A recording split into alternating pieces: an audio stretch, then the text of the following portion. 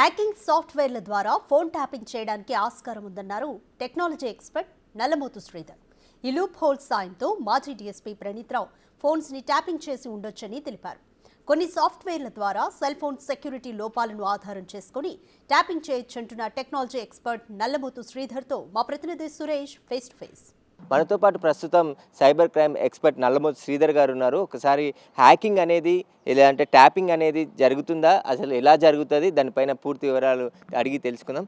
Sir నమస్తే. అసలు cell phone tapping అనేది ఎలా చేస్తారు? సాఫ్ట్వేర్లు వినియోగించి చేస్తారంటున్నారు, టెలికాం సర్వీసుల ద్వారా చేస్తారు. అసలు ఎలా చేస్తారు, ఎట్లా ఉంటుంది సార్? యాక్చువల్ టెలిగ్రాఫ్ యాక్ట్ 1800లో ఉన్న 1885 టెలిగ్రాఫ్ యాక్ట్ ప్రకారం దేశంలో ఉన్న ఏ ఫోన్ అయినా కూడా ట్యాప్ చేయడానికి స్కోప్ ఉంటుంది. అంటే కేవలం స్మార్ట్ ఫోన్ మాత్రమే కాదు, ల్యాండ్లైన్ ఫోన్స్ దగ్గర నుంచి అన్ని రకాల ఫోన్స్ని ట్యాప్ చేయడానికి టెలిగ్రాఫ్ యాక్ట్ ప్రొవిజన్ ఇవ్వడం జరిగింది.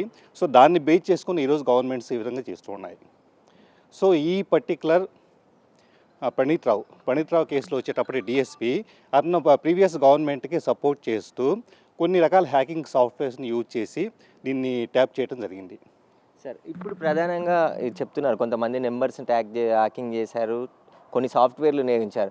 కానీ గవర్నమెంట్కి సంబంధించిన ఆథరైజ్డ్ లెటర్ ఉంటే కానీ టెలికాం సర్వీసులు ట్యాపింగ్కి అనుమతి ఇవ్వవు అని చెప్తున్నారు. కానీ అలా అనుమతి లేకుండా కూడా కొన్ని సాఫ్ట్వేర్లు వినియోగించి ట్యాపింగ్ చేసిరని చెప్పేసి అంటారు. అది సాధ్యమేనా సార్? ఇప్పుడు మీకు లాస్ట్ టైము పెగాసెస్ 2017 నుంచి 2020 మధ్య పెగాసెస్ గుర్తుండే ఉంటుంది.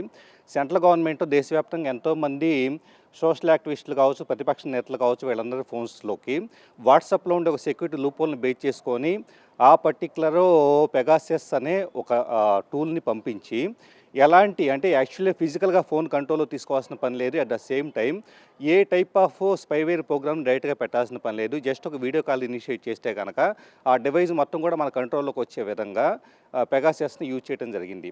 అంటే మనం ప్రాక్టికల్గా గమనిస్తే కనుక పెగాసెస్ కానీ ఆ తర్వాత వాట్సాప్ రకరకాల మనం వాడుతున్న ఇన్స్టెంట్ మెసేజింగ్ అప్లికేషన్స్లో ఉండే సెక్యూరిటీ లూప్ హోల్స్ని ఎక్స్ప్లాయిట్స్ డేటాబేస్ అని కొన్ని రకాల సైట్స్ ఉంటాయి. వాటిలో నుంచి కొన్ని టూల్స్ని డెవలప్ చేస్తారు. ఎక్కడ ఇజ్రాయిల్కి సంబంధించి ఎన్ఎస్ఏ గ్రూప్ అనే దాన్ని తీసుకుంటే కనుక పెగాసస్ని డెవలప్ చేసింది. సో ఇలాంటి టూల్స్ అన్నింటినీ ఇజ్రాయిల్కి సంబంధించిన సైబర్ సెక్యూరిటీ సంస్థలు కొన్ని ప్రపంచవ్యాప్తంగా ఉండే గవర్నమెంట్ ఏజెన్సీస్కి కావచ్చు, లేకపోతే ఇంటెలిజెన్స్ ఏజెన్సీస్కి వీటన్నిటికీ కూడా ప్రొవైడ్ చేస్తూ ఉంటాయి. ఎందుకోసం నేర పరిశోధనలో ఇన్వెస్టిగేషన్ పాయింట్ ఆఫ్ వ్యూలో ఎవరైనా నేరానికి పాల్పడితే కనుక, అంటే టెర్రరిస్ట్ యాక్టివిటీస్ కావచ్చు, దేశ సమగ్రత దెబ్బతీసే అంశాలు కావచ్చు, ఎవరైనా ఈ టైప్ ఆఫ్ యాక్టివిటీస్ పాల్పడితే వాళ్ళ డివైజెస్ మీద నిఘా పెట్టడం కోసం ఈ టైప్ ఆఫ్ టూల్స్ తయారు చేస్తూ ఉంటాయి. కాకపోతే అఫీషియల్గా ఆ టైప్ ఆఫ్ టూల్స్ని ఎవరికి అమ్మాలి అంటే కనుక గవర్నమెంట్ ఏజెన్సీస్కి అమ్మాలి. గవర్నమెంట్ ఏజెన్సీస్ ఏం చేస్తాయి, ఈ టైపు అంటే ఏమన్నా టెర్రరిస్టు ఫోన్ మీద నిఘా పెట్టాలనుకుంటే కనుక సెంట్రల్ హోమ్ మినిస్ట్రీలో హోమ్ సెక్రటరీకి అఫీషియల్గా లెటర్ రాస్తాయి. సో ఇతని ఫోన్ని ట్యాప్ చేస్తూ ఉన్నాం, దీనిని ఈ రికార్డ్స్ని నెక్స్ట్ 30 డేస్ పాటు లేదా 60 డేస్ పాటు మేము మెయింటైన్ చేయడం జరుగుతుంది. ఫలానా అధికారి పర్యవేక్షణలో ఈ కాల్ ట్యాప్ చేసిన ఈ కంప్లీట్ వాయిస్ రికార్డ్స్ అనేది ఉంటాయి. సో అయిపోయిన తర్వాత ఈ డేటా మొత్తాన్ని డిస్ట్రాయ్ చేస్తున్నాం అన్న విషయాన్ని క్లియర్ కన్సెంట్ అనేది క్లియర్ డిస్క్లైమర్తో కూడా గవర్నమెంట్ హోమ్ సెక్రటరీకి ఇవ్వాల్సి ఉంటుంది.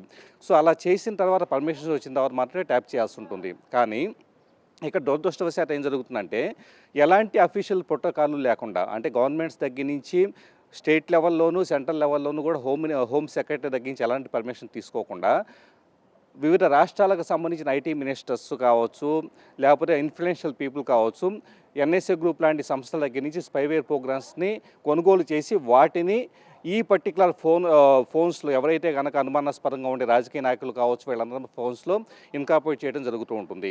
సో డెఫినెట్గా దీనికోసం చాలామంది అనుకుంటారు, ఫోన్ ఫిజికల్గా తీసుకోవాలి కదా, ఏదైనా లింక్ పంపించాలి కదా అనుకుంటూ ఉంటారు. మీరు ఎలాంటి లింక్ పంపించకుండా జస్ట్ ఒక సెక్యూరిటీ లూప్ హోల్ని బేస్ చేసుకొని ఒక XML ఫైల్ని ఎగ్జిక్యూట్ చేయడం కావచ్చు, GIF ఫైల్ని ఎగ్జిక్యూట్ చేయడం కావచ్చు, ఒక చిన్న వీడియో కాల్ చేయడం కావచ్చు. అంటే కాల్ చేసిన వెంటనే ఆటోమేటిక్గా లోపలికే ఒక కోడ్ వెళ్ళేసి ఆ కోడ్ అది ప్రాపర్గా పాస్ కాక అది ఆ పర్టికులర్ ఫోన్లో ఉండే కాంటాక్ట్స్ని, కాల్ లాగ్స్ని, అలాగే ఫోన్ మొత్తాన్ని కూడా యాజ్ ఇట్ ఈస్గా రిమోట్ కమాండ్ కంట్రోల్ సర్వర్కి పంపించే విధంగా ఏర్పాటు చేయడం జరుగుతుంది.